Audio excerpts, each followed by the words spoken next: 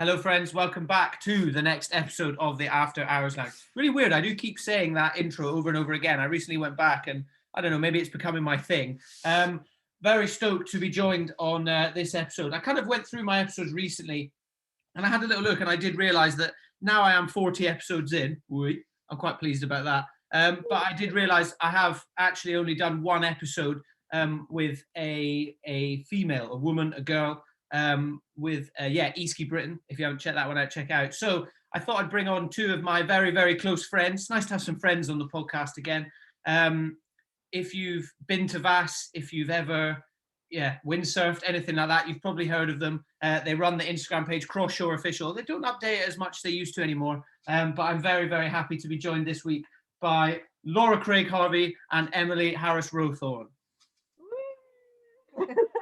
Hello, Sandy. Hello, Sandy. Thank you so much for having us. Hello. I know the two of you are very, very nervous about this, and you're worried about what we're going to do. But I assure you, it's not anything to be like nervous or worried about. It's literally, well, it's kind of weird because we're talking to each other through a screen, and I think we've literally never ever done this before. Yeah. I feel like we're interviewing you, Sandy. There's two of us and one of you. Yeah, it's quite intimidating actually. It's like, so what do you think you could bring to the role? But yeah. Like we obviously we go way back. Known you guys for it's pretty horrible, but known you for nearly 10 years now. We're getting so old. An era, Yeah. Eras and eras. An era indeed. So yeah, I mean, obviously I know you guys very well, but some of the listeners may not. Tell us a little bit about yourselves, what you do. How we met as well. And yeah, tell us your story. Okay, so I'm Emily. I realised that actually when we're doing the podcast, people won't be able to tell who's talking, will we? So we'll have to introduce ourselves. So yeah, we obviously met. We were trying to work it out. It was 2012 or 2011. I can't remember. Yeah. And I did my flying fish course, and then, as all good stories in Vass start, you do a fish course and then you become an instructor. So I did that for a long time while I was at uni, when I finished uni, and now I am in charge of children because I'm a secondary school teacher. So I finished my training last year, and this year is my NQT year, obviously in a global pandemic, which makes things a bit more interesting. But I still am shocked that I'm the one that's standing there in charge, really, most of the time. Hormonal boys. Hormonal boys, yeah. Which is interesting, but you know what, actually, I was going to say, working in Vass with you boys for so long, it's really stood me in quite good stead, I think, for handling quite a lot of their problems. So yeah, well done. Thank you for that. One child is much the same as another. Yeah, exactly. Yeah. Sorry, I am Laura. And I don't know, I'm talking into the camera like that. So much the same as Emily, but a year later. So I went to Vass in 2012 at the end of my gap year. Yeah. And did my fish course. I'd never windsurfed before, and I did the beginner to instructor course, stayed on and stayed working there for another 4 years. And after that, what did I do? I went and worked in the charity sector, which I'm still doing now, and I work at the International Rescue Committee, which supports refugees wherever they are in the world, whether it's refugee camps or in the UK or US. God damn, so you're both being kept very busy at the moment. Yeah, that's crazy. But yeah, like Emily, what you said, that is weird because, loads of people from seasons, in my experience, loads of them have gone into becoming teachers. My girlfriend Heidi, she's a teacher. Our friend Charlie, he's a teacher. There's so many people have gone. I know I've given 2 examples there, but I think it is a similar thing. I mean, we've, you guys just started windsurfing, but you do get thrown into a world where suddenly you're standing up in front of loads of people teaching something. Yeah. A lot of people, and we'll get into it. Well, we'll get into it now. We'll talk about, being on season and stuff, and you hear it all the time of, when are you going to get a real job and all this stuff, and it's like that always really pissed me off, and I've never made any secret to try and hide that I find that really stupid, because they're quite damaging. I got Vass. No, when people say that to you all the time, it's really quite belittling, and it does wear you down over a while, and you think, hold on a minute, you're paying to come on this amazing holiday, and it doesn't just run itself. What do you think we do all day? Yeah. Sit around, just because we're gorgeous and tan, a lot of work goes into that. Every summer I had to battle with my dad to come back, because he'd be like, oh, you need to be doing internships and things like that. And he actually admitted himself at the end of it, like the people skills you get from that, and obviously the fun is great, but friends that were doing internships and just like photocopying all summer, not having any money to like spend and do anything fun, and it was like the best of both worlds. You got really good experience, and I felt like going to like interviews and stuff after Vass, really confident. And also like the clients are all great to talk to about careers. Like a lot of them would have helped us if they'd been in any kind of useful sector, and like Sandy, you had like useful contacts at Facebook, was it? Yeah, I mean, I think that's something that a lot of people don't think about as well on these seasons and things like that. And you know, like a lot of you guys were a couple of them. I mean, you know, there was like two kind of sectors of us, wasn't there, in working in Vass teaching windsurfing. There was my kind of lot that we didn't go to uni and we were just windsurfing, and we would go on winter trips and all that stuff. And then there was the guys like, you know, yourselves and our friend Ali and stuff that would do a slightly shorter season and then go back to uni. And things like that. But regardless of what you were doing, I think everyone always knew that, you know that seasons don't last forever, but you meet so many people, and like just it's so easy to just say, oh, people skills. But I think like networking specifically, and just like learning how to talk to people from different walks of life is like, you're right. People, you know, you do an internship, I bet 90% of the time you make coffees, and you make exactly. And you're talking to your demographic of people if you're doing an internship, aren't you? Like everyone that's there is probably really similar to you, because they're all in the same boat, you know, they're all living in London doing the same things you do all the time. Whereas if you're out in Vass, you get all sorts of people coming. And also confidence, like going into a job, just knowing how to talk to people and feeling confident in myself, so you can then present yourself well.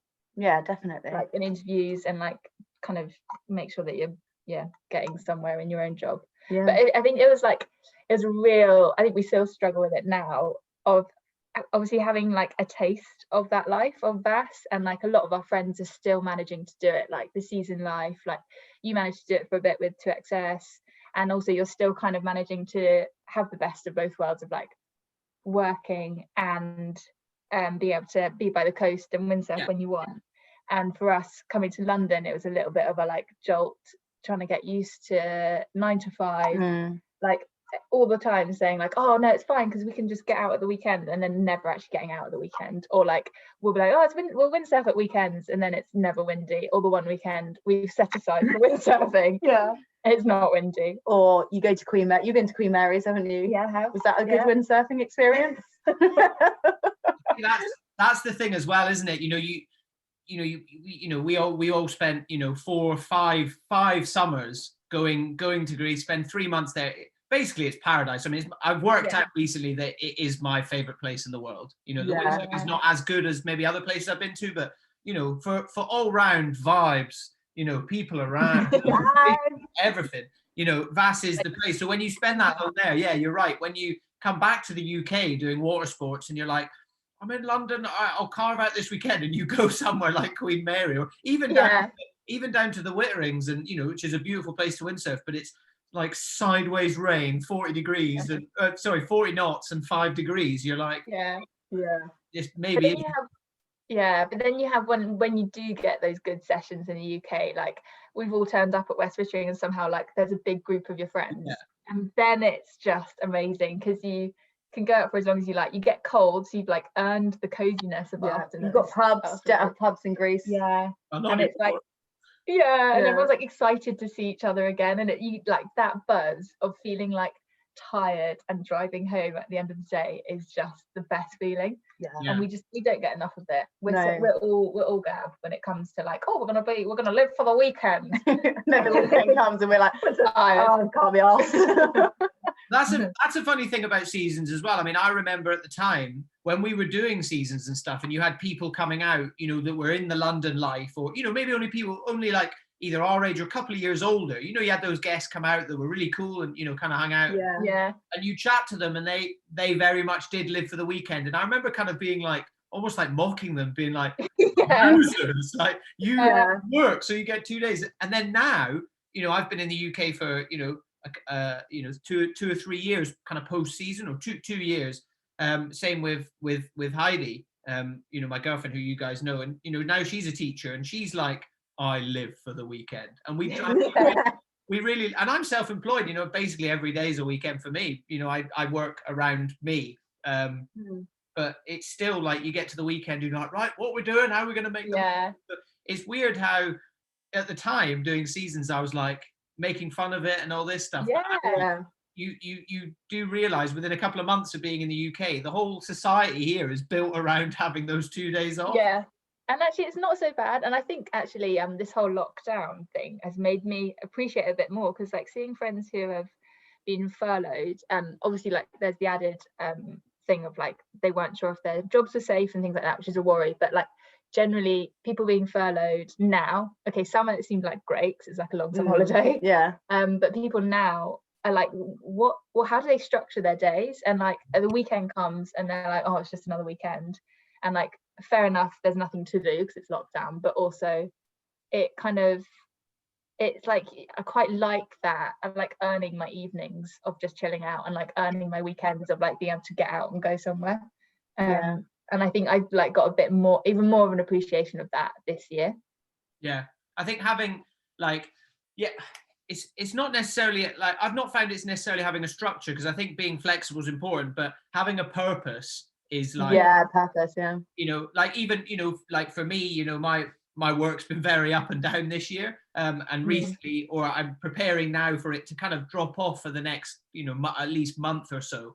But you know, I've got this podcast to keep myself busy irregardless, so I've kind of found some, or you know, like we're all very lucky, you know, I've just written an article for a windsurf magazine about it, of having windsurfing as something to do and something to drive you. You know, like you said, people like, at least, you know, like Emily, you're a teacher, so you probably haven't found it, but if you were furloughed, you know, at least you're like, well, I can go windsurfing all the time now, you know, make more of an effort and stuff. So it's great to have something like that. But I think that's what a lot of people struggle with, especially this year, is like not having that, having a purpose that isn't tied to your career. Is really difficult.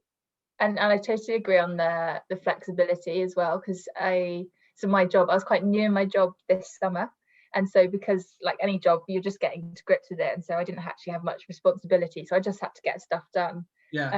And so there were a couple of times like Em and I went windsurfing midweek for lunchtime, which for my kind of job is like office hours, 10 till 4, and obviously you need to do 8 hours at some point around that. And I just was a bit naughty, and at like 12 was like, oh no, Wi-Fi's going down, sorry. I'm gonna work offline.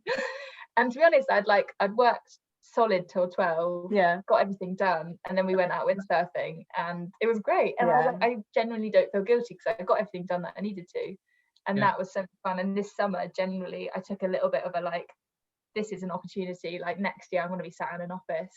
I'm going to work flexibly. And I think hopefully like all jobs now, or at least most of them that were really strict 9 to 5, are going to be a lot more relaxed around that, and it's going to be more about like, as long as you get your work done, we don't mind when you get it done. So a lot of like, I used to be really guilty of it.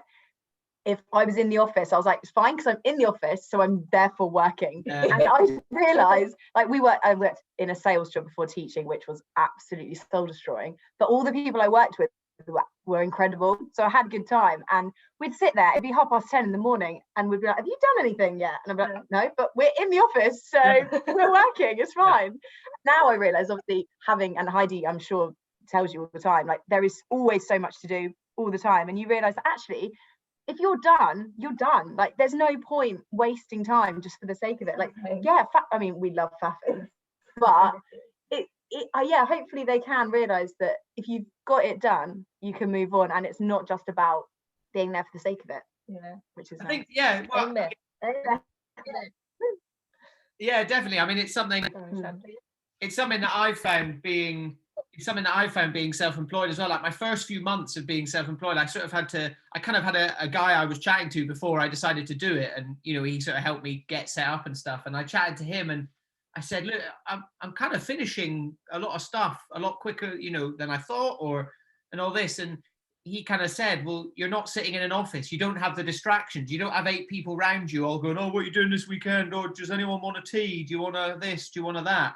Yeah. So you actually always yes to a tea. yeah, exactly. So you kind of cram 8 hours of work into a 5-hour window. So that's and I think that's kind of something as well that I've taken from season life, or maybe not, like, you know, Nielsen and stuff like that. But for us working at Club Vass, it was very much like you work really hard and then you're allowed to chill out. Do you know what I mean? You know, lunchtime under the sail rack, you're like, right, you basically got 2 hours to just lie in the sun and hang out. Or let's, you know, like I remember one year when we had to rig up all the sails, and it was like, right, you can either we rig all the sails in one day right now, and you guys can all have the morning off tomorrow, or we'll just spread it out over. And we were like, you know, to the break of dawn. And I remember, you know, we put the floodlights on and we didn't finish rigging sails till 10 o'clock at night. But then the next day, we all got the day off. So I kind of feel like I've had that sort of mentality instilled in me from doing seasons of like, you know, do it, then it's done, you know. That is, I just say that to myself every morning when I'm sitting marking books, and I'm like, oh, I can't be bothered. I'm just like, do it, then it's done, and then it's fine. I think that was probably Ollie Scott, isn't it? That first said that. Like, in Vass, we had such a good. I really miss that teamwork, which sounds really lame when you say it out loud. I miss my friends, but it was like you work hard because everyone else, like, you don't want to be the knob that sat there not doing anything. Like, you want to help out, and like, you feel left out if you've like slacked off or something. And like, again, that's something that I struggled. I started my job virtually, and so I didn't really feel like I was part of the team, and I'm like slowly getting to know my new colleagues. But I always think of Vass, and I'm like, that's just great, because you feel like, I just love that teamwork, and you want to do the best for everyone else, and you're all trying to impress each other. Like, you love it when on the Monday morning when you get like someone's written your name being like, thank you, Laura, and you're like, yes, everyone knows I'm great.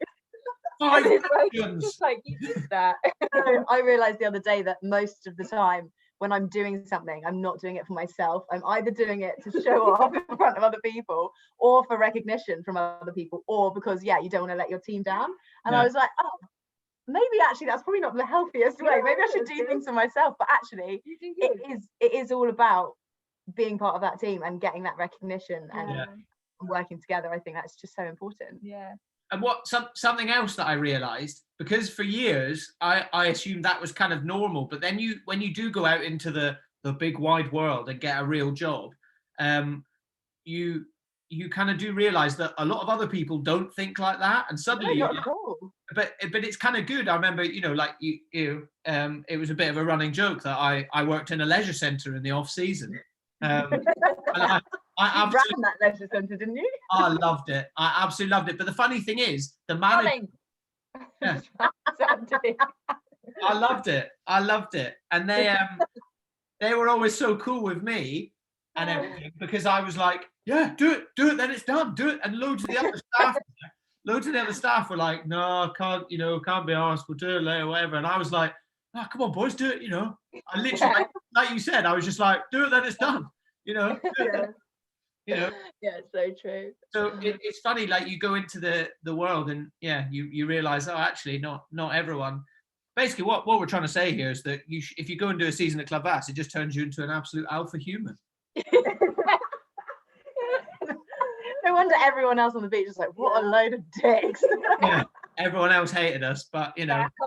I know, but no, it is so true. And I think I sort of similar to you, Laura, is I wasn't going to take a gap year, and then I was, and my mum was like, now you're going to pay the higher uni fees, like, what are you doing? And she again turned around to me after 5 years later and said, do you know what, I'm so glad you didn't listen to my advice, because I honestly think I think Laura's probably the same, like, if we had to pick something we've done in our lives that's really shaped who we are, so I'm getting a bit much now, but honestly I think I would pick Vass. I think I genuinely developed a personality. I'm not a good one, but you know, and I think that is one thing that really has impacted me for the better. Definitely. I mean, I couldn't agree more. I mean, it's especially because we did it during like your kind of formative years. You know, anyone that says that you're an adult by the time you're 18 is chatting absolute shit. You know, I don't think you're not a real adult until you're 25, really, are you? Yeah, So like, exactly. you spend all that time, you know, doing it and getting all those experiences we've just spoken about. It's pretty impressive. But one of the reasons why I wanted to get you guys on as well was to get the female perspective. So like, what was it like? I mean, you know, maybe this is an odd, really like vague question, but like one of the experiences I'll draw on is like me and Emily, like, you know, we taught together a few times. So you teach a certain level for the 5 days, Monday to Friday. I remember me and you teaching one week, and we were teaching water starring, which is a kind of intermediate windsurf technique. And Wednesdays. Water start Wednesday. It literally was water start Wednesday in the pool. And I remember we like, I taught them a certain way to do it. One of them was like, how do you flip your board round? And I was like, well, you just grab it and you flip it over. And I remember, Emily, you being like, well, I can't do that. You know, I'm a weak little woman. like, yeah, you were like, well, you know, because I'm like, you know, 6'3" and quite big and all this, and you're not. So it was like, well, I can't reach round, you know, I can't reach that bit. I can't do that. Gecko 135 is like 500 meters wide. Yeah, exactly. And then I remember, like, a few of the ladies in the group being like, yeah, I couldn't do that either. And then you had some complete other technique of how to do it. And I was like, oh, I never thought about that, because in my brain, I'm like, and I get, it kind of made me like think about stuff a lot when I'm teaching, because I was like, a lot of people probably can't do that. Because you know, all the big guys are like, yeah, fine. Yeah. But a lot of the, you know, the women in the group, and typically that kind of level, it was about a 50-50 split. You know, there'd be just as many, you know, women and stuff. So that was something that kind of made me think a lot, especially because at the time I was, you know, really taking the teaching seriously and all that stuff. So what other kind of, I just wanted to pick your brains on that, and kind of what being in Vass was like as a lady. I guess, I mean, like, on the topic of like the classes and teaching women, like, I think you might agree as well, but my favorite level to teach was the intermediate, and it was the women who are normally the same ones that came back every year and stayed in intermediate, and they loved it. And they were just so great. And then obviously the men that came in were also so much fun, and they'd be a little bit braver. Again, I'm really overgeneralizing, because you'd have really brave women, but if you're gonna like really generalize, and the women were just so much fun, and they weren't afraid to admit. They were like, as soon as it got windy, they were scared, and they'd go out, do a couple of runs, and be like, you know what, I'm gonna go get a cocktail, and you'd be like, that's great, you tried, it's fine. And it was like, I think a lot more, for me, I loved it because it was like, women are just going out and trying it, and that's the main thing. Whereas I think guys in Vass, oh, you've frozen a little bit, is the Wi-Fi going weird? No, carry on. Sorry. We're going to sound like robots. I don't know what it's like for guys in Vass, but almost felt like you had to prove something a lot more. Whereas for the women, we were teaching, and for ourselves, maybe we were lucky with our group of girls. It's like we were just proud of each other if we went out in the mega days. And as we got better, we'd go out more and more, and then it became more normal. But it was weird that at the start, it was like a huge deal if you went out and did a big run, and you get really scared and come back in, and we'd all go like, yay, well done. And it was just like, even if you'd absolutely stacked it doing a beta start, and that was what was quite nice. It was just like, we were literally there to have fun and give it a go. We didn't feel like we always had to improve. Like by the end of 5 years, we were semi-consistent at turning around. And my dad, it's like a massive joke in my family that I was teaching people windsurfing. I still couldn't turn around myself. But yeah, we just had fun, which I think was a big thing for being a girl in Vass. Yeah, I think we were really lucky as well, like Laura said, with our sort of generation of girls that came through, is it was never competitive. It was always really, really supportive. I don't know if that came from a place. So when I first started working at Club Vass, it was me and Jordan. Bethany Mercer hadn't come out yet, but for a while it was just me and Jordan on the beach. And after that, that's when more girls started. So like the year you started working, Laura, there was loads more girls and stuff. So I think actually we were quite lucky in that we started from scratch a little bit, and we weren't like we weren't having to come into an environment that was already quite well established. So I think we were lucky in that sense, because we could sort of make it what we wanted Yeah. it to be, which Yeah. was really nice. Yeah. And I know that like there's a lot around sort of like the image of what a Club Vass girl looks like, or you know, you see the beautiful like blonde girls that work up the beach or whatever, and I personally never felt that pressure, which I think could have happened really easily, but it didn't, which is obviously a credit to like the whole place really. Yeah. But it was always supportive. And I Yeah. think, like Laura said, we didn't take it too seriously. We were quite lucky that, you know, a lot of the boys go off and compete and they need to train while they're in Vass as well. We never had that pressure.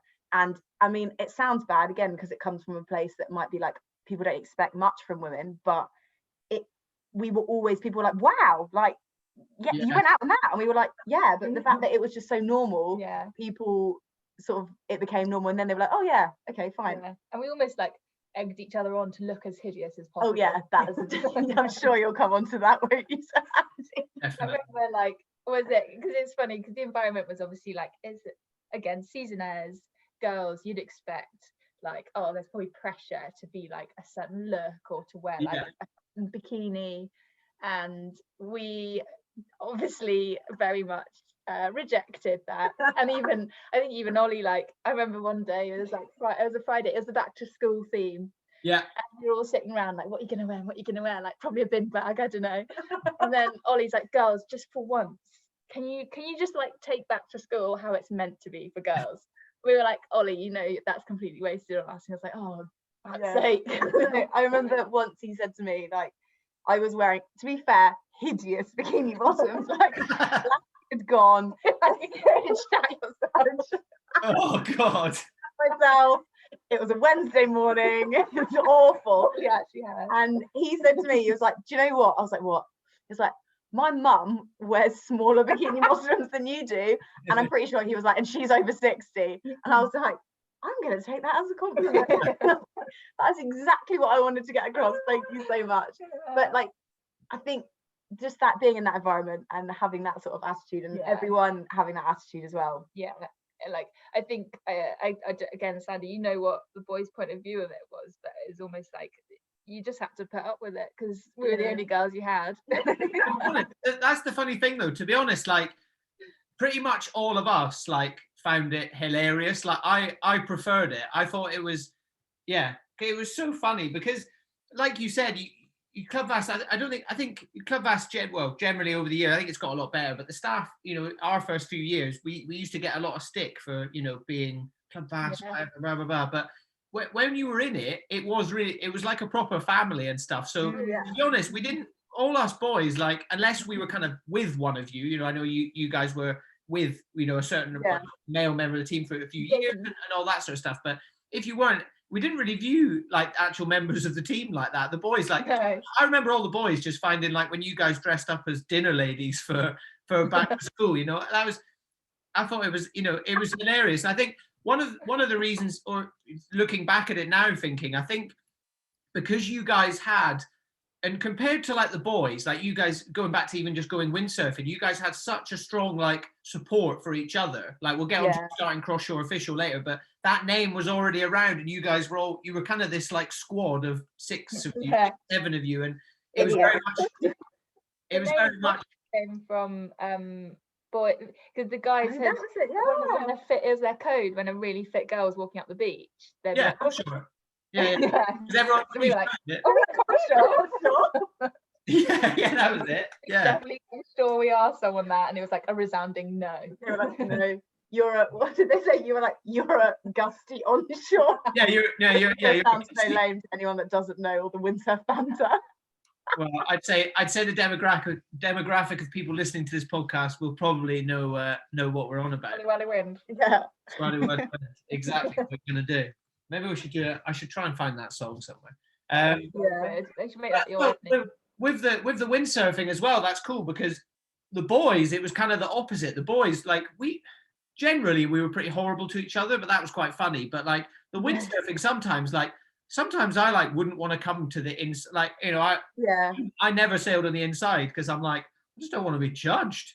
It's difficult, you know. The boys that I don't think there was quite as much support about the actual windsurfing. You know, we give each other tips and like, you know, like Max, who's like, you know, was top 20 in the world for a few years and stuff. You know, he's worked in Vass for years, and you know, a good friend for all of us. But he'd always be, you know, giving out tips and stuff like that. But there was kind of the younger guys like me, Sam, I think, you know, Ollie, that there was always a bit more of a sort of competitive element to it, of like, oh, you landed this, well I landed this, and whereas I think you guys, it was a bit more like, let's just all go out and have a good time. And I don't know whether that's like a sort of toxic masculinity thing of us being like, alpha male, I'm better than you and all this. And I think the funny thing is, as we've grown up, we've all realized that nobody else gave a shit at all about that stuff moves.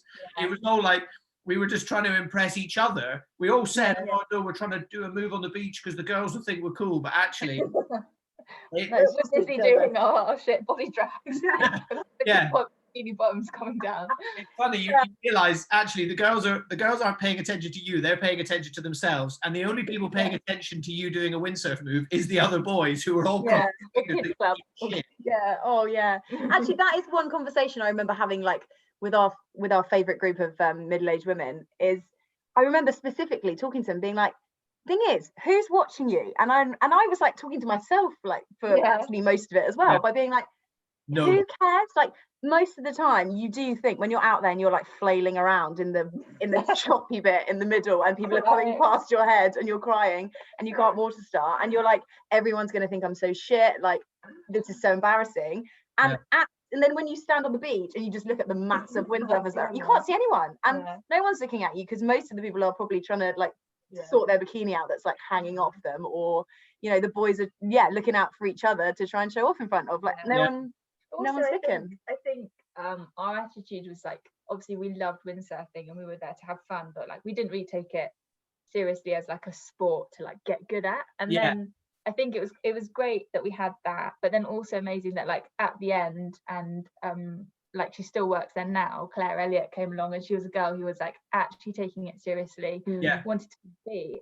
And again, that was a whole new experience of like women in windsurfing, and we were like, this is so cool. And her being really keen to be like as good as the boys and compete made us a little bit like, oh okay, well maybe we'll try duck chives then.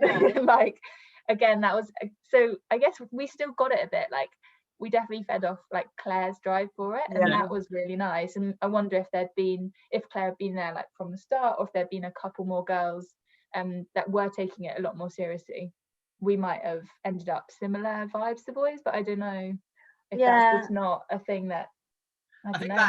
That is a good point. Like I certainly know that like all of us boys, like we wouldn't have got to the kind of level that we're at if we weren't all kind of, you know, there was a certain good thing that came out of all of us giving the shit all the time. Because actually you're like, well, no, fuck you, I'm gonna go and learn this move, or you know, you do kind of have that chip on your shoulder of like, well, they've learned this move, so I need to go and learn this move, and then you know, and Claire was great. Like I remember Claire saying, like, because we were a bit like, oh, it's a bit windy, but it's fun. We had fun, and she was like, are you guys like gonna try loops or anything? And we were like, no, we'll just have fun. And she's like, why not? Just try it. Like, you're not gonna hurt yourself. It's water. And we were like, a bit like, oh. Okay, we'd like, I think we'd gotten to the point in our last year, we'd gotten a bit like comfortable, and we were just happy going in our straight lines and smiling. And it was really good having that person to like push us a little bit, and I think we did need that. We probably definitely need it now, of someone to just be like, why don't you try it? And it because of that mindset of like, well, I don't know, girls don't try loops, or there aren't loads of girls doing loops in the bay. So you think like, oh, it's fine, I'm just going to go out and do my straight line windsurfing. But actually, why not try it? Like, you're there all summer, straight line windsurfing, like, is great. But at some point, you're going to need to learn to turn around. Well, I think that's it. And then you always, or I always went into every season with a certain like goal in my head of, right, this is what I want to learn and all this. And then you don't regret trying it, you regret not trying it, don't you? You know, you get to the end of the season, oh, I wish I'd learned that, but you know, it's tough. And I mean, that's potentially a toxic way of thinking, because it's so easy to do that with everything in life. But it's, I think, you know, something I've learned recently, especially because like I'm 30 next year, so I'm like, oh God, time's ticking on. So I'm like, I should stop thinking like, oh, I'll learn to whatever, you know, I'll learn this move next windsurf trip, I'll do this. So I've kind of got this new, almost like a new lease, new look on, I mean, I'm using windsurfing, I guess, as a metaphor for life, but I'm like, just gonna go love it. So what? Yeah, definitely. With Crosshore Official, then you guys started this Instagram page, and you almost like started a little bit of a movement, especially in Vass. Invented the racerback bikini before it even happened, Sandy. Yeah. Was that started like Laura? You kind of just mentioned it. Was that kind of started from? Did you kind of see a bit of a lack of sort of female inspiration and stuff within the sport? Yeah, I think we were like, oh, I don't know, it's one of those things where we were sat around, and then probably someone like Matt Zaroli was just like, you guys should do an Instagram, because it was when like being an influencer on Instagram was just like what everyone did. Well, they still do. But yeah, it was like just starting out, wasn't it? Yeah. And we started off, I think, not.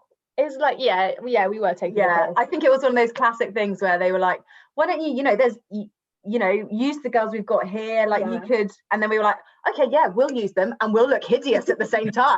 And then it turned into like, this is what you want from us, but actually we're going to do something. And some of the things we posted were like gross. It's like a meal that we just eat. I think it came from, it came from all these like hot surfer girls that are on the internet and doing all these amazing things. And Alana Blanchard. And then we were just like, but actually, hold on a minute, it's not like that at all. So I think that was the angle we were going from, is a bit more of a like, reality versus Instagram or whatever. And then I think it just became a bit of it was a fun hobby for ages. And then we actually got a lot of people saying to us like, oh, we came on Vass holiday, and then we just like would look at it because it would make us smile because we weren't on our holiday anymore, or like they could reminisce about the stuff that had happened, which was really nice. And then it became a bit of a platform for like us showing like Claire doing something amazing. We'd be like, well, because that's what I mean. And that's I think that's why women's water sports is in such a bad state. It's getting better now, and surfing especially, is because it's like all these brands, like, to be paid to be a female surfer, you basically have to have a good bum and be willing to wear a tiny bikini, which they almost always do because they're sports women. But it's like for normal people that just want to go out and windsurf or surf just for the fun of it, like that's intimidating. And you're like, well, I don't look like that, therefore I can't go out and surf, therefore I'm not going to bother. Or like, I look stupid in a wetsuit, therefore I don't want people seeing me doing that, and like I'm going to look stupid trying to uphaul in 30 knots of wind, so I'm not going to go out and do that. When actually, like, you do look stupid, and that's what's so funny, and that should be celebrated. It's so inaccessible for so many people, and they just don't they don't try because of that. And it's such a shame. Instagram was the worst for it. Like, it was just surfer girls were just like, they weren't even surfing most of them. Like, it's photos them with their board. And I think, Sandy, you showed us one once of like this girl like running into the water, and when you actually look at the sea, it's flat. You're like, what's she gonna do? Just like paddle around? And it's really bad. Like, if we're gonna talk mental health, like, I definitely find myself just looking at it and being like, oh well, I'm never gonna look like that, therefore I'm never gonna be in a bikini on a beach. Like, and you can imagine for teenagers, I think we're quite lucky because we had the best of social media, and then we that's missed it. become what it is. But like teenagers growing up in that, like, that's all they've got. And like, it's embarrassing because no one looks like that unless you are a pro surfer and you're photoshopped. Even the actual pro surfers are like strong women who aren't that like perfect hourglass figure. And it was just getting frustrating. And like, obviously Crosshore Official doesn't sound as angry as I sound right now.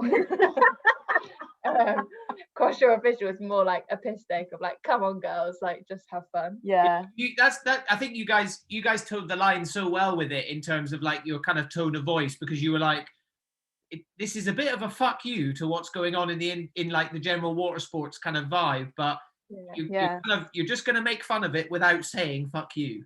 Do you know what I mean? Definitely. And especially in windsurfing as well, I think, I mean, without me sounding too subjective, like, surfing gives girls a very different figure to what windsurfing does. Like, windsurfing gives you a big sort of shoulders and back. Surfing I think does a lot more like legs and bum and stuff like that. It still does shoulders, but you look at some of like the female pro windsurfers, and it's a tough subject. I mean, and it's an odd subject for me to talk about as a guy as well. I mean, I don't know if you guys saw. Did you see Alana Blanchard got dropped by Ripco because she had a baby? Really? I didn't know Yeah, she got blocked by them because Oh of my that. God, but her body, No. like, I follow her on Instagram and her body bounced back so amazingly quickly. No, she doesn't. She posted like her, she does like breathing stuff, all this stuff. But well, I mean, I don't know if that was. I'm sure Rip Curl aren't going to listen to this podcast and have a go at me, but Well, you never know. you never know if they do. Can you just send me some clothes? Actually, no, you're bastards. Yeah. You're bastards. No. Um, but yeah, apparently it was part of it. Part of the reason that she was dropped from the team was because she'd had a baby, and that wasn't the kind of image that they wanted to project from. Wow. Oh my God. And she kicked back a little bit and kind of said, like, she was quite on it. I think she kind of said that's why, one of the reasons why. But I mean, yeah, but it is an odd thing, and like you said, I think it is changing a lot. There's a lot of like body positivity around and stuff like that, but like it must be really difficult. And I mean, you two are by no means unattractive at all. And yeah, that's Alana Blanchard. that's a compliment. And it's difficult, but there's some people that really must feel like, oh, do you know what I'd love to do? I'd love to know what it feels like to stand up on a surfboard, or I'd love to try windsurfing and all this. But it's so easy. There's I've read a lot of stuff recently about negativity bias, and the negative bit of your brain is always going to take over. So it's so easy for that little bit to go, nah, you can't do that. Yeah. On top of that, not only are you like, no, you can't do that because it's hard, but also you can't do that because you don't look like you should be able to do that. Yeah. So true. There's a actually reading quite an interesting book that's sort of not related to surfing or anything, but it's about how if you don't see people like you in successful positions, so mine is with a teaching context, but it's so damaging and you don't realize it's happening. But if you're you want to be a lawyer and you come from a certain background and you don't see anyone that looks like you in positions where they're lawyers, it really negatively impacts you. And exactly the same with surfing. If you don't see people that look like you or have the same attitude as you being successful, there's absolutely no way that you're going to try and push yourself to do it, because why would you? Yeah, no, it's tough. And I mean, like, I'll say pretty openly, like, it's some, not to go back to like male stuff, but it's something I've had a problem with as well. Do you know what I mean? Like, I'm sure all the other boys are 4 or 5 inches shorter than me and have 3 or 4 inches smaller waist and all this, and I was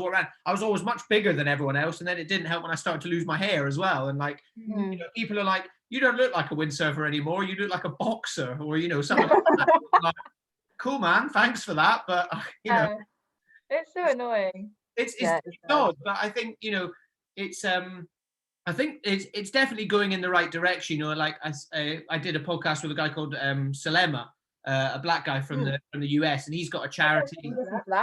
He's got a charity about getting people black people out surfing, because even something like that, you don't see that many black people out surfing and things like that. There's a huge stigma against that. But I think with Crosshore Official, like I certainly know it from Vass as well. Like, there's a huge mental block for so many women. As soon as the conditions even start getting a little bit like, for lack of a better word, like, scary, hectic. A lot of people straight away in their brain, they're like, no, I can't do that. I can't do that. Yeah, exactly. Absolutely. And I think women need a lot more kind of like group support, like to do it together. Like when it was really like hairy out there, we would go out together and be fine. Whereas if it was just like me going out on my own, I'd be way more scared, and I probably wouldn't enjoy it that much either. Like, we always have fun when we're together. When you're on your own and like you're not trying big moves, so you haven't got that thing to like make you do another run. You kind of just like whiz around, and it is a great feeling, but I don't know, a session will probably be a lot shorter. Whereas when you're all together, you egg each other on and like you laugh at each other. And we've definitely had it loads in Vass when it was like a massively mega day, or even not, probably a really gentle day, and we're having a meltdown and we can't get our board up or something like that, and we're like having our own little like weep in the water, and then like your friend will plop in, probably Emily will plop in and see that I'm like, help, and just like laugh at me or something like that. And you immediately like, okay, what am I doing? I'm being ridiculous. This is ridiculous. I'm crying and I'm 26. I'm in the water and I'm frustrated. And it's like, you just then have fun. And when you crash it, you get really pissed off if you're on your own. But if Emily's there and she laughs at me, I have to laugh, even if silently. I think that's it. It's so easy for your brain to just like go into when you're by yourself. It's so easy for your brain to just take over and be like, I'm not comfortable. Oh my god, yeah. I'm not comfortable. I'm not comfortable.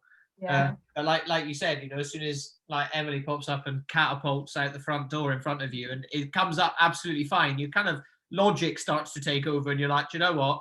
It's 30 degrees in this water. I'm absolutely fine. I can see the beach, which is 100 meters away.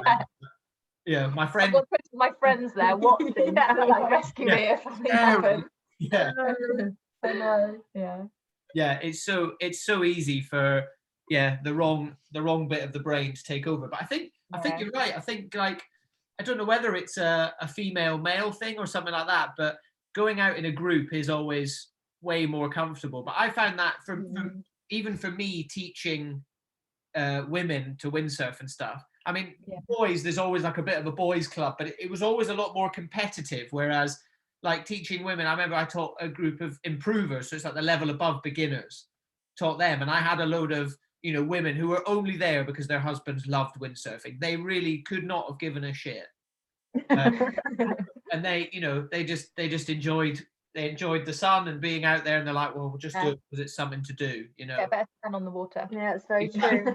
Because there's 5 or 6 of them, you know, I'd end up getting sucked in as well, and we'd windsurf, you know, we'd windsurf out to the tower, or even just on the sandbar, and we'd end up just sitting there, and they'd be talking about cocktails the night before, and I'm like, right, ladies, let's have it out, let's talk.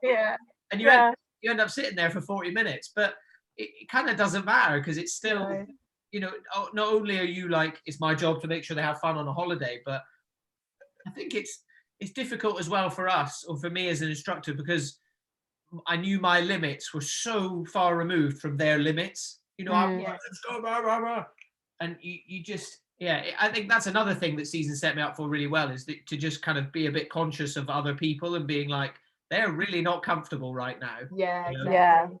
And it's not going to help like making them go out. But then sometimes I did just need someone. I did, like, Ollie was good at that sometimes, just like, girls, just go out if we were like dithering. Well, it's faffing, or, you know, I've caught myself recently, like sometimes I'll like, you know, I'll come out of the shower or something like that, and I'll sit on my towel for 10 minutes and just doom through Facebook, and I'm like, you get really sore neck. I catch myself and I'm like, what are you doing? And I'm like, I'm just faffing so much. Like, I know what I need to go and sit and do. It just completely goes back to do it, then it's done. I'm like, you know, why am I sitting like just faffing like this? Like, you know, you two were so bad for it in Vass. You'd be like, oh, I need to get my sail, and, you know, I need my harness, and poo.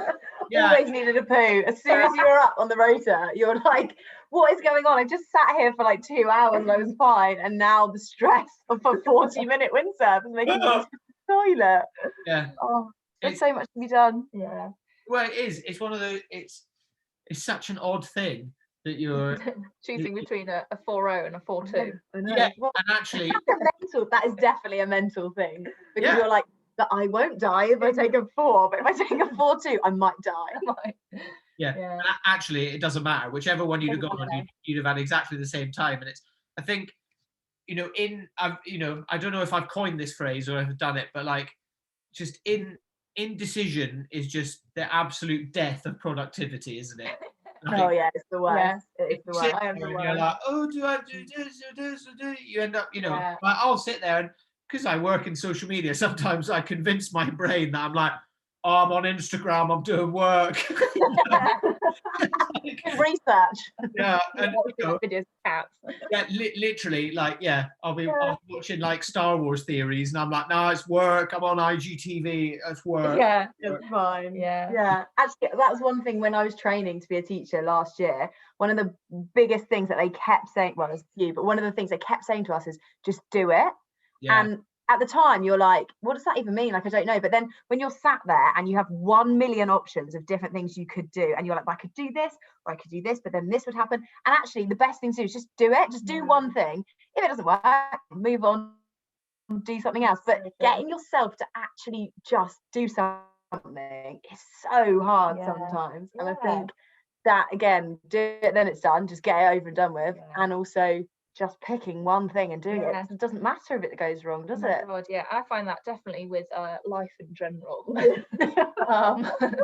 Like deciding, like, for years I've been saying like, oh, I'm gonna like live somewhere else, or and I'm like, where are you gonna live? I don't know, somewhere else by the sea, it's gonna be really nice. And I keep like sitting between, like, maybe I'll just like go to Cape Town or go to Cornwall, and eventually I'll get in a panic that I'm gonna end up being like middle-aged and be like, feel like it's a bit late to try somewhere new, whereas now I'm like not tied down particularly to a job or a place, and I just need to like fuck it and do it. Just do it. But and then I'm like, but where, but who with, and what for, what might happen? It's very annoying. Like some people do just like be like, right, I feel like going to Cape Town, I'm going to move to Cape Town for a year and just do it. And I wish I could do that, because then you just figure out, like, if Cape Town's not the right place, you just go somewhere else. You just come back to London, or you go on somewhere else. I think it's difficult, isn't it? Because there's like the dreamer and the kind of logic in all of us, isn't there, of like, oh, do this, but actually unfortunately, like, the world isn't as romantic as we all want it to be, and you can't just swap. Oh my god, why isn't it? I know. Why? And you get comfortable, and you're just like, you keep going, you're like, well, it's not so bad, and actually I'm having fun in London, and like my job's all right. But then also I get you're going to look back and be like, oh, I should have done something else. I should have tried out other things.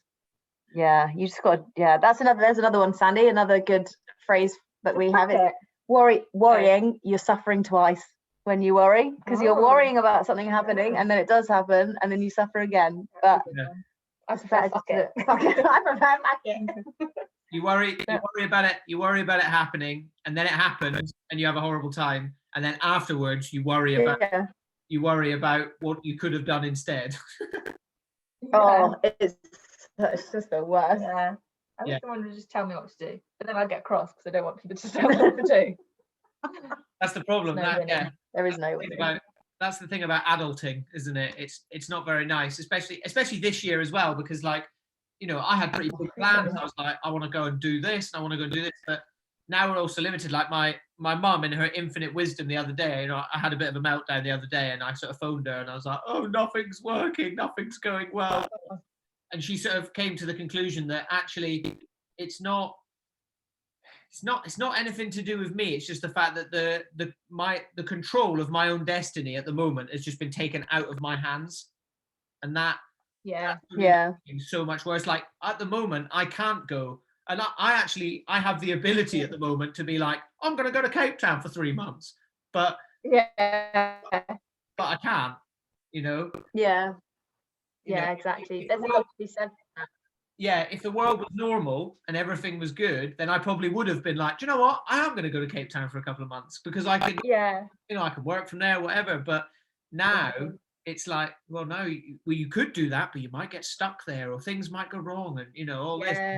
So it's just like, I don't know. It's weird, isn't it? Like, it's really important, I think.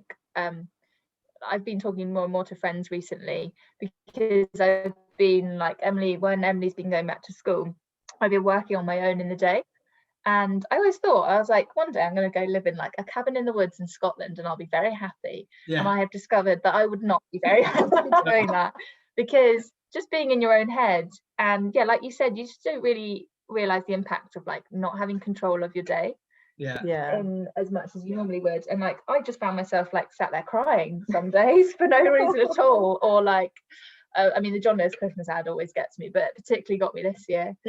And I definitely like can't handle just being in my own head all day. And especially with my work, because I'm writing reports and things on programs in Lebanon, the situation for like refugees following the Beirut explosion, which is obviously pretty heavy topic, and you don't have like an outlet. There's no way to like deal with things that are going on in your head, and normally just talking to people like dilutes that throughout the day, and you don't realize what like positive effect that has. Even if you're having shit conversation with people about the weather, it's still better than being in your own head. Definitely. the lack of outlet thing, I think, is something that's I've really noticed at school as well. Is the boys, I know they're teenage boys, but they are so much more angry all of the time at the moment, and people are so uptight, and people just feel so frantic about everything because they have no outlet for anything, and it's really sad. Like sometimes, and I do it as well, when I was coming home from school and the girls weren't here, I wouldn't have talked to anyone for like 12 hours. I come home and I sit there, and then I go back to school, and then the minute they came back, I was like, I felt like this relief of just having someone else there was just so much nicer, and having an outlet. I was thinking about because I was listening to your podcast, Sandy, interviewing the guy who founded The Wave. Nick. And talking about like how great water sports are for like mental health. And I think because you want to like control everything in life, and you want to like take control, whereas water sports, you're successful at water sports if you just relax into it. Like surfing, windsurfing, you can be told like the basics, and you do need the muscle memory, but other than that, it's how it feels, and you just kind of got to relax, almost go into a semi-conscious state. And I think that's why water sports is such a good release, because it's practice at that. It's practice at like just letting stuff kind of like go with the flow, and adapting to it, and kind of just going with it, rather than trying to like arrest control and like, you need to get it all technically right. I think that's one thing that, going back to teaching women windsurfing to teaching men, a lot of the time, like you said, women wouldn't be able to do the same things that men could do because they physically weren't as strong or whatever. And I remember saying, like, if you fight the wind, you're always going to lose, because it's always going to like flip the sail onto your head. You're like, you get really stubborn, especially like beach starting, water starting. You're like, I'm going to push the sail into the wind, and I'm going to be able to do it. And you can't. And learning that really quickly, then you're like, oh yeah, actually, I can't just like manhandle my way through life and just get whatever I want. Lovely metaphor. Lovely. And then there were some blokes, like there was a guy, I can't remember what his name was, but he was definitely military background, had the body of an action man. I think he was called Angus. I don't know, are we allowed to use names? I'm not sure. But he was so muscly and so strong. I remember, obviously when you're teaching him, you're a bit like, wow. But he honestly would get, I'd have to say to him, like, just, like, you can't like lift the wind up. Like, I know you're really strong, but you can't like push the sail into the wind and win. It's never going to happen. And then over like 2 weeks or whatever, by the end he was so much more relaxed, and he was like relying on his strength always to get him through. And actually, like, you can't, it's good to learn, you can't always do that. You have to relinquish some control sometimes. Definitely. I think like it's one of the things that Nick said, and actually the other podcast I did with a woman called Eski, who's like an Irish big wave surfer, like pioneer and stuff. We were chatting a lot about going surfing and stuff, and actually kind of almost how you almost enjoy sitting waiting for a wave more than actually catching the wave, because something about the sea, and Nick said this as well, like the sea is so massive, and like wind and things like that, and like you said, it kind of, you look at like all this and you're like, whatever I'm thinking about in my head is really like inconsequential to what's actually going on. Like Laura, you just summed it up like really, really well. Like there's, you do literally just have to go with it. Like there's nothing you can do, like windsurfing. And another, beautiful thing about these water sports and stuff is that most sports actually, is that you can't complete them. You can't, it's not like a video game where you get to 100%.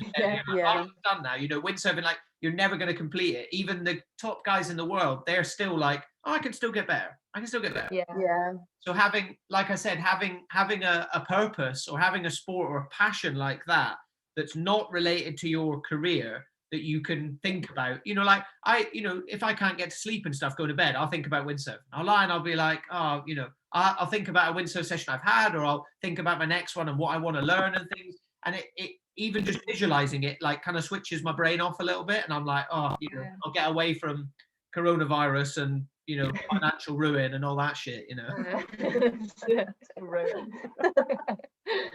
It's so true. I know. Definitely. So what, like, Emily, with you kind of going into teaching, you said it's been, pretty difficult over this year. And obviously I'm quite attached to the teaching world, because obviously Heidi is a teacher, and she's now in her year after her NQT, but she did half of COVID in her NQT. Like, it's obviously not been the best time to start your teaching career. But do you get that, do you get that kind of vibe from like other teachers that you sort of got in Vass a little bit of kind of, we're all in this together and things like that? Because I know Heidi and her like fellow teachers, especially in her school, are all very kind of close knit, and there's a lot of that support going on. Do you kind of have that experience as well? Yeah, absolutely. So the school I'm working at the minute is like, it's pretty rough and ready, which I quite like. And that is the thing that's got me through, is all the teachers are so supportive. No one judges you. No one's like, they behave really well for me. Like that's weird that they don't behave for you. It's not like that at all. And I think, or something I've always said, is like the boys know that as well. The boys know that the teachers are all mates and that we all go to the pub afterwards and we all bitch about them, and they know that, and they know that we're like a united front.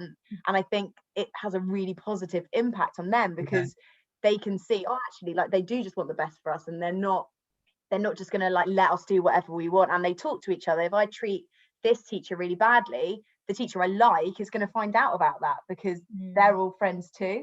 And I think being in as part of my training, I was in an environment which was not like that. So Heidi would have done the same. You do 2 placements. Yeah. My first placement is the school I'm working at now, and my second placement was pretty much the opposite. And I did feel like I was being judged all the time, and I did feel like people had these expectations that were ridiculously high and really unrealistic for like what was going on. And it was so damaging, and it's so negative all the time to be not feel like you're supported by people around you. So yeah, I'm in the perfect place at the moment, which is really, really nice. And it's what you need in any job that's sort of stressful, and you've got so many factors that you obviously can't control. Like trying to control children is impossible. And if you don't have that support to work, it is just so miserable. So I'm very lucky that I've got such a supportive place to work, which is amazing. I mean, I can't think of many jobs much harder at the moment than being a teacher. I guess it's very easy to turn around and look at it and be like, well, you've been getting paid all through this, you're that all that stuff's fine. It's like, yeah, cool, that's fine, but you're essentially you're doing a shitload more work. It's a lot harder. And I know like Heidi weirdly doesn't have to wear a mask, but I guess secondary schools you do have to wear a mask, don't you? Or I have no idea. We do in the corridors, yeah. I mean, I think what sums it up really well is so we had to send all our year 11s home on Friday because of some positive cases. And one of the parents was picking up her son, and she genuinely looked at the teacher and said, "What the fuck am I supposed to do with him for 2 weeks?" And we were like, yeah, exactly. We have to deal with them all. I think like people don't realize that how hard it is to, especially with all the anxiety that's going on at the moment, and it's not normal at all. And the boys know it's not normal, and they don't know where they stand, and they're confused about their exams, and they're confused about their future. And like, Sandy, like, boys aren't very good in general at talking about things like that, and they let it get the better of them sometimes, especially when they're 15 and they don't know how to deal with their emotions. And it's really going to be very interesting the next couple of years, I think, to see how it turns out. Especially if you like, oh no, Laura, you go. Oh no, I was just going to ask you, like, how do you find working independently? Because you're saying about like how the benefit of teamwork. How do you find not having that in your job at the moment? It's a funny one. Like, I think I like to be honest, I love it. Like, I love being in control of my own destiny. I love not having someone to tell me what to do. And I love the flexibility of it, because I'm very much because like my brain hasn't been very nice to me, especially in the last couple of years. Like, I'm getting better, so occasionally I do wake up and I'm like, oh, I really don't want to do anything today. And I kind of have the flexibility at the moment, especially the amount of work I've done at the moment. I can be like, you know what, I'm not going to do anything today. Throughout the summer I was very busy, and that was good. But it's cool, I think, for me as well, because you kind of feel like you're building your own thing. I mean, it's difficult, but I feel like I have a lot more drive than I would if I was working for a company doing it, because all of the gains of it, financial, career-wise, anything, they're all attributed to me rather than attributed to the name on the door of the building I'm in, So I think it does sound good. That kind of outweighs the lack of like kind of presence. But like I've got kind of, 2 or 3 sort of friends in a circle, and we're all sort of self-employed and doing it in various circles. And, I talk to them most days, even if it's just like 5 minutes on WhatsApp, like blah, blah, blah, we'll talk about what we watched last night, anything like that. So my support network is very strong. Like, obviously I live with Heidi. She's to and from school every day. Like, I talk to my mum a lot, all that sort of stuff. Yeah. But it's difficult as well, because I've not really experienced being in this lifestyle in a normal world. Yeah, that's true. Yeah, that's true. By the time I got to the point where I had like enough clients to be like considering myself as like a real freelancer and stuff, coronavirus started. So I've not annoying. Yeah, so I've not really experienced what kind of normal life and doing this is like. So it's been a very strange experience, but I think it's been good all in all. Like, I've come out of it it's making me a much better human, and it's good. I can't really imagine doing anything else, if you know what I mean. And it gives me I think what you're doing is you've kind of just nailed it in terms of what when we all left Vass, like what we wanted out of life was to be able to be flexible, do water sports, still get paid, like still be able to like get good at your job, and like you've got somewhere to go with it. And that's what I'm quite jealous of, and what like I need to make a decision of, like, do I sit safe and comfortable in London in my job and live for the weekend, or do I actually try and like get a bit more out of life? And it's so difficult to kind of figure out, like, I do really love my job, but do I love it enough to like not have the other things that I want, which is that flexibility, or like the work-life balance. Like, what even is a work-life balance? If like you love your job, then you don't need a work-life balance. But this is I'm like kind of trying to express my brain right now. Very big questions. No, I get it, and like it's a funny one for me, because it took me a few months thinking about it and kind of researching it and all this. Like, I kind of very much did my sort of due diligence, but I kind of knew I was going to do it because I realized that just that the work-life balance for me just didn't exist in my previous job. And it wasn't until I went on holiday to Fuerteventura last summer with Heidi, and we went around the time of the world tour event there. So we saw our friends like Jamie and Max and Claire and stuff, and 2 of the other boys from Vass were meant to fly out. Their flights got cancelled last minute, and the guys at the event said to me, they were like, "Oh, you can have one of their wild cards," but I couldn't do it because I had to fly home and go back to work. Fuck, that's so annoying. Yeah. Damn it, that's so annoying. And it's such a like, first world problem, whatever. But I'm like, it meant a lot to me, and I was like, I wouldn't have expected to even got through a heat, but just to say that I'd kind of competed at kind of the top level of the sport and stuff, I was like, fuck, that would have been a really cool thing to say I've done.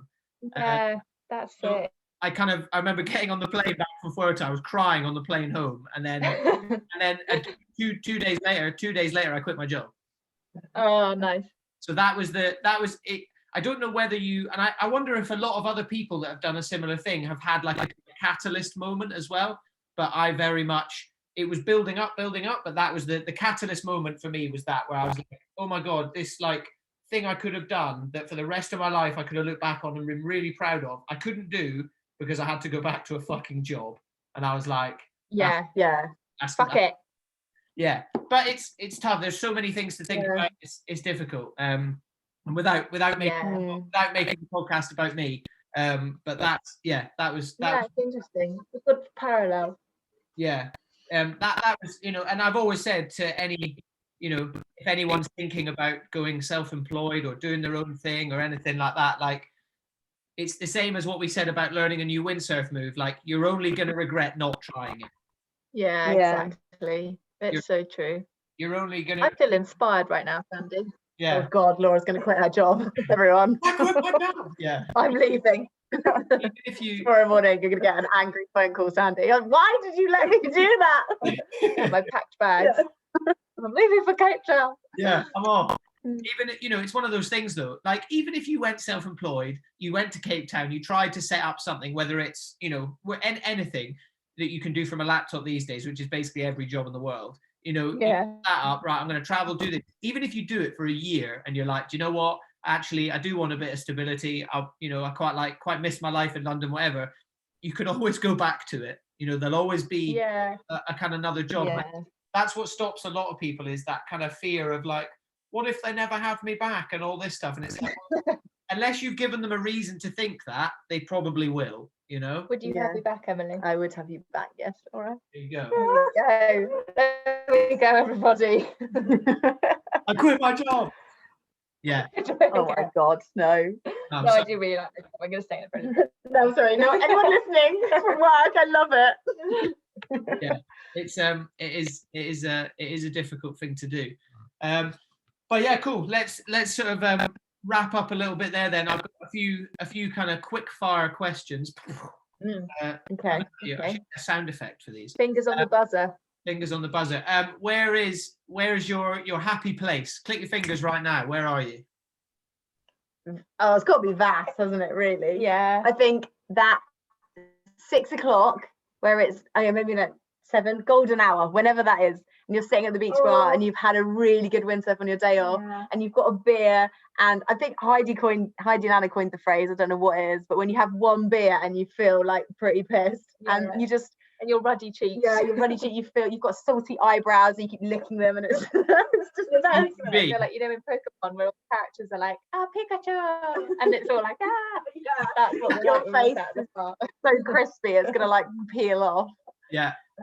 Yeah, I think for me, that's the first thing that springs to my mind. Yeah. Well, you saying that, obviously now I'm there too. I'm there with you, babe. Yeah. Every step of the way.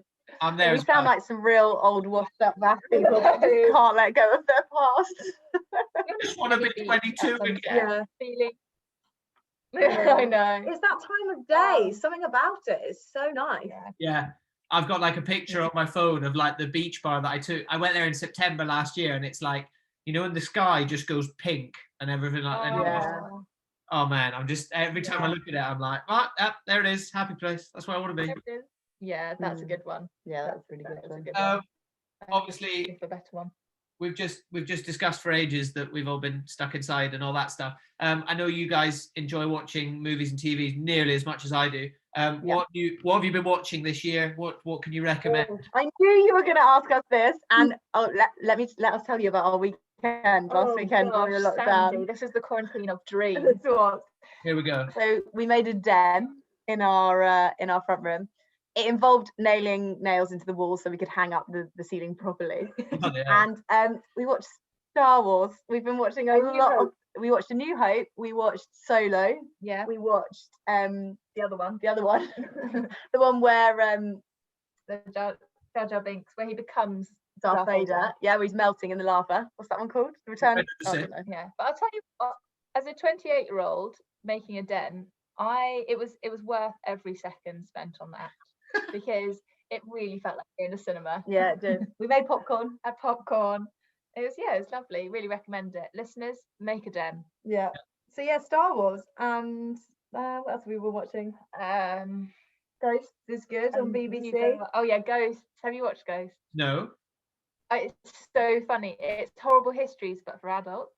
And it's really silly, and it's like this girl can see ghosts. It just sounds really crap, but I really recommend it because it is genuine adult humour, not in a naughty way. Very much not naughty at all.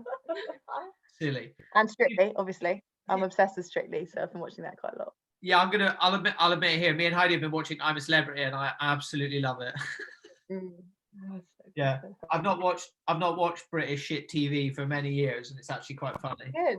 Yeah, it's very good. Yeah. Have you been watching Star Wars? Have you been watching The Mandalorian? No.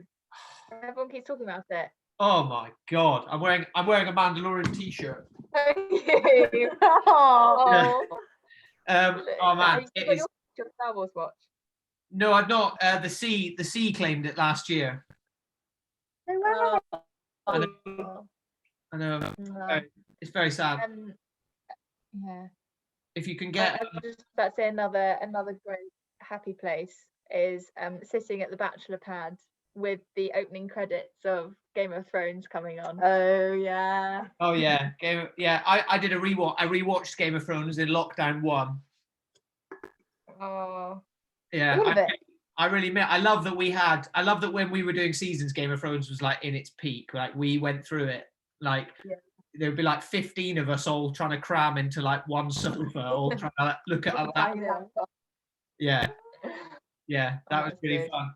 And then finally, obviously, I always like to drink a beer while I've been recording. Today, I have had a Kona Brewing Company Longboard Island Lager. Oh, look at me, I surf. What have you two been drinking? I forgot to mention at the beginning. Ours is a surf IPA. Thames from our local favourite called Belleville Brewing Co. London. And we used to live next to the tap room, which is by Wandsworth Common Station for any of Londoners out there. And they do great beer. Actually, this has been really delicious. It has been really delicious. And it fits our brand because it's the Thames and we live in London and we love surfing. There we go. It fits the brand. That was the worst thing I think I've ever said in my whole life. The best bit is it's on record. Definitely slogan. That's my slogan. We like surfing. Says the girl who's on a foam board in whitewater. Yeah, pounded. Cool. Well, guys, thank you for your time. Oh, we've set them off. No, thank you, Sandy. We've had a really lovely time. Yeah, thanks for having us. I feel very honoured, actually. It's quite emotional. No, I I think we spoke about it. Maybe we spoke about it, but maybe I just thought I was going to speak to you guys about it. I didn't. But I've been wanting to get you guys on for a while because I think it's good. I think it's Crosshore officials worth talking about. Where can the listeners find you? Where can they find out what you guys are up to? Well, we have our Instagram, which is at Crosshore _official. And Crosshore is spelled with 2 S's, not 3. Not 3. So it's basically Crosshore. _official. And we're a little bit sporadic. We actually had a comment from Ivan the other day saying he's getting stressed out by how inconsistent we are. But it's like, Ivan, sorry, if you're listening to this, we're going to do what we want to do. And we're busy women. We're working women. And it's really quite painful revisiting our past where we had such a good time every day. Yeah. And trying to come up with a comment when you're really not in the mood for it. Yeah, it's true. It's different. But we'll try and get back on it. I mean, we had a blog as well, which got shut down because we stopped paying for it. We're really committed to this movement, everybody. But I think I might try and set that up again because it was quite a nice thing to just sit and write about stupid stuff. Yeah, it's quite a good release. I think it'd be funny to see I think you could almost do like Crosshore official chapter 2 and do like the lives of Crosshore girls in London or something. Love it. That's great. That's great, Sandy. Thank you. That's all right. Food for thought. You can have that one for free. But yeah, thank you very much for listening, guys. I hope you have enjoyed. Please do check out Laura and Emily on Crosshore Official. And please also follow me on @the_After_Hours_Lounge on Instagram. You can like, share, follow, subscribe, all that stuff. It's free to do. It only takes a couple of seconds, but it fucking helps me out. So please do it. I was going to say November, but by the time this goes out, it'll be December. So yeah. But you guys can also buy me a coffee, buy me a beer. Please, you can do that as well. This podcast is thirsty work. It's hard work, but I love doing it, and I hope you guys enjoy listening to it. Thank you, Laura and Emily, again, and we will see you for the next one. Thank you all. Bye.